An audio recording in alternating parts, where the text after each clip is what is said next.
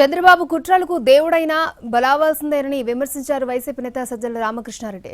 తిరుమల లడ్డు విషయంలో విచారణ పక్కదారి పడుతోందని ఆరోపించారు.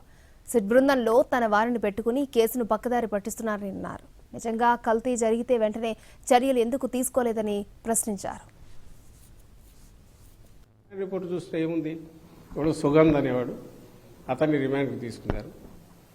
అతను సప్లై చేసిన కెమికల్స్తోనే ఈ కల్తీ అనేది చేసి బోలేబాబా కంపెనీ అనేవాడు టీటీడీకి వేరే వాళ్ళ ద్వారా సప్లై చేశాడు అని అంటున్నారు.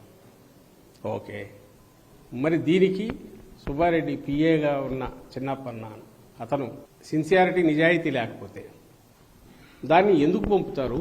రిపోర్ట్ రాగానే దాన్ని ఎందుకు క్యాన్సిల్ చేస్తారు? అది మీ గవర్నమెంటే. జూలైలో పోయింది, ఆగస్టులో తిరిగి వచ్చి నువ్వు తీసుకున్నావంటే దానికి రెస్పాన్సిబిలిటీ ఉంది చంద్రబాబు నాయుడు కాదా? ఇక్కడ అమాయకులైన కోట్లాది మంది భక్తుల సెంటిమెంట్తో ఆడుకుంటున్నారు, మనోభావాలతో ఆడుకుంటున్నారు. ఇది రెండవసారి. ఆ రోజేమో జంతువులు కోని మీ నాయకుడు అంటాడు చంద్రబాబు నాయుడు డైరెక్టర్, దాని ప్రస్తావన లేదు. ఎక్కడ రానందుకు ఆ రోజు అట్లా ఎందుకు అన్నాడు అనేది బోన్లో నిలబడి సంజాయిషి ఇవ్వాల్సిన చంద్రబాబు నాయుడు. అది వదిలేసి